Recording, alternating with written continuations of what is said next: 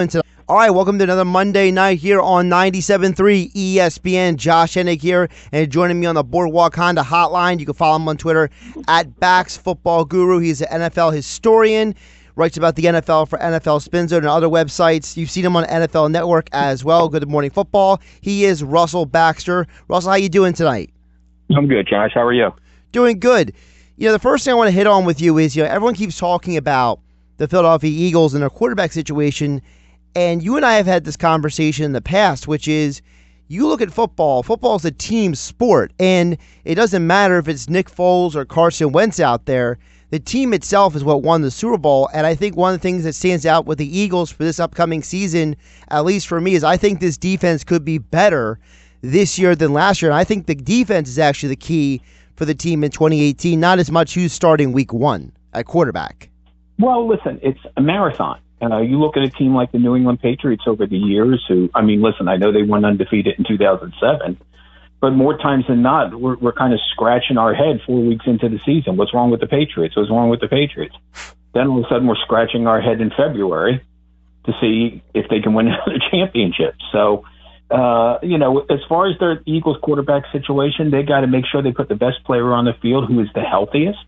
There are a lot of different – listen, we watched – a preseason game last night between the Arizona Cardinals and the Dallas Cowboys. Now, I'm not going to get into the whole who didn't play, who didn't, but Arizona took a 14-0 lead because the Cowboys couldn't field a punt, and there was a pick six. So there's 14 points put on the board, and the Arizona offense isn't anywhere near the end zone.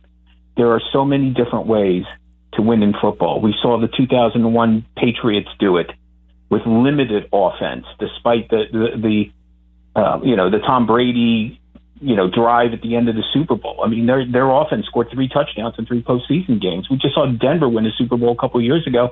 I don't think their offense had 200 yards against the Carolina Panthers, and yet they put 24 points on the board. So there's a lot of different ways. I agree with you with the defense. I think they'll probably be deeper on the defensive front, and that's always something you're looking at when it comes to a Jim Schwartz defense. Or secondary hopefully is a little better. It was a little spotty at times last year. I think losing Patrick Robinson is definitely a big blow for them. I don't think there's any question about it.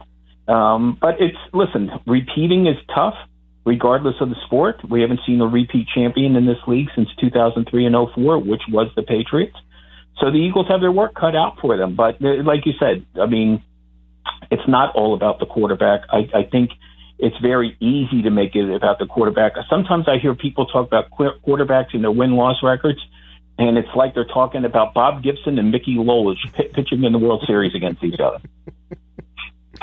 Two very different sports, but it's a proper application right there. I appreciate that from you. You mentioned about Jim Schwartz and the defense. Where do you think this defense could be this year? Because we know Schwartz historically, when he was in Tennessee and then with the Lions, he showed a year-to-year progress. He didn't get the opportunity in Buffalo. So what are you expecting out of Jim Schwartz in year 3 in the Eagles?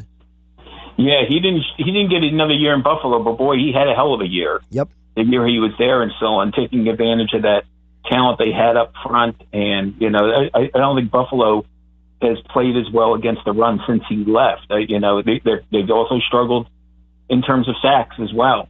So it shows the impact he has had as a defensive coordinator. He might be one of those classic examples of a guy who's better as a coordinator than necessarily a head coach.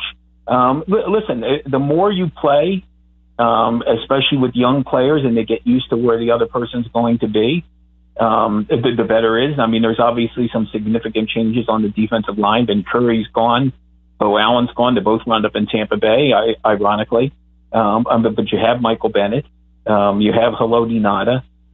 You have veteran guys who should be able to fit in there well. That key component of the Eagles' defensive line is the depth. The depth showed up big time in the Super Bowl against the Patriots. They were still able to rush the passer in the final 5 minutes of the game. It's that lack of depth is probably what cost Jacksonville against the New England Patriots 2 weeks earlier. But the depth was the story of the 2017 Eagles. Lest we forget, they won the Super Bowl with a backup middle linebacker, a backup left tackle, and a backup quarterback. You look around the NFL, you know, every team every year tries to, steal or duplicate or, steal from the master plan of the team that won the Super Bowl. Is there a team in the NFL this year that you look at and say, I think that team did the best job at taking the Eagles' blueprint and applying it this offseason? Well, yes and no, because, the Eagles situation was kind of unusual because of the fact that Carson Wentz did go down. Mm-hmm. I mean, they wind up winning the Super Bowl with Nick Foles in terms of being the backup quarterback and so on. So I don't know if the game plan is to, let's get a really good backup quarterback and a backup left tackle and a backup middle linebacker. If you're going to emulate something the Eagles did, is what Howie Roseman did was build the team in the trenches. And not only build the team in the trenches, but make sure he had depth in the trenches. Because inevitably, as good as the quarterback can be and the running back can be and the cornerbacks and linebackers can be, those guys up front really kind of dictate the tempo of the game. I think you looked at certain teams that maybe went out and, not only did they sign frontline guys for their offensive line, they make sure they drafted and had ample depth should someone go down, especially, I look at Indianapolis. I mean, I don't know what they'll be overall as a football team, but they went out and got two quality guards early in the draft, Quentin Nelson and Braden Smith. That is going to be the thing that keeps, hopefully, Andrew Luck upright and in one piece. So, again, in this league, it is very hard to establish depth now because once your players get good, they might want to go elsewhere, especially if they've played 4 years and test the free agent market and maybe get some starters' money. But I think the Eagles were in such an unusual situation last year because it was really kind of the culmination of a 2-year plan by Howie Roseman, not only to build up the team, but also kind of weed out some of the things that had gone wrong during the Chip Kelly era. Russell Baxter joining us on the Boardwalk on the Hotline here on 97.3 ESPN. You can follow him on Twitter at Bax Football Guru for all of your NFL news and information. Russell, a couple more before I let you go. You mentioned about how good the quarterback can be. You need to invest in the trenches. Do you think that the Packers have invested enough in their trenches to help their quarterback, Aaron Rodgers? Well, they've got some injury concerns on their offensive line. With them, it was a matter of shoring up the defense. They just made a trade, as a matter of fact, for Antonio Morrison, who racked up a lot of tackles with the Colts last year, but not necessarily in a productive way. I mean, it's not a great tackle if it's 8 yards downfield. But I think under Mike Pettin, he can be a better inside linebacker. Of course, they lost Jake Ryan for the season earlier in the month, and they're already kind of thin on defense. But they also signed Muhammad Wilkerson, who I was very, very surprised the Jets gave up on. He's only been with the club. He was only with the club for 7 seasons, and they decided to make a decision of kind of starting fresh on the defensive line over the last couple of years. Sheldon Richardson's not there anymore. Spent last year in Seattle, now with Minnesota. Wilkerson gone, now with Green Bay. The Packers were a team that made the playoffs 8 years in a row. And last year when Rodgers went down, they didn't have enough defense to carry the load. And offset, if the defense could have, made a difference here or there, and it wasn't like at times they didn't put offensive points on the board. But their defense has been their defense in Green Bay, Josh, is one of the reasons I think they have failed to answer the bell in terms of getting back to the Super Bowl. Since 2011, they won it in 2010. And, even though Aaron Rodgers had a terrific postseason, you will recall they got a pick 6 against Atlanta, got a pick 6 against Chicago, got a pick 6 in the Super Bowl against Pittsburgh. Their defense did its job as well. That's, again, you look at these great quarterbacks around the league, and we're all most people are scratching their head. Why don't they have more titles? Well, because it's not chess. You got to have the other pieces around you. My goodness, Tom Brady threw for 505 yards in the Super Bowl. How'd that turn out? Yeah, he lost. Yes. There's a reason that in 52 years of Super Bowl history, no quarterback has ever led the league in passing yards and won the Super Bowl the same season. Although I'm sure there are some people out there who won their fantasy leagues because of that. Well, that's why it's called fantasy. Yes, and that's why there's reality. Russell, one more before I let you go, and I always appreciate your time. You mentioned about depth earlier.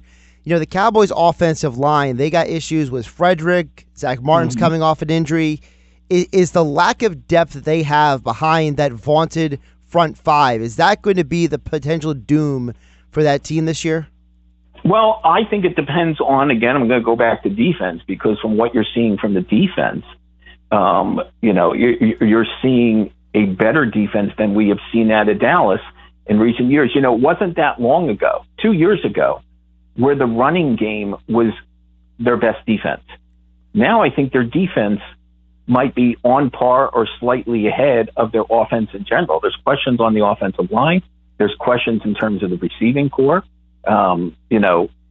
Frederick, we don't know when he's going to be back.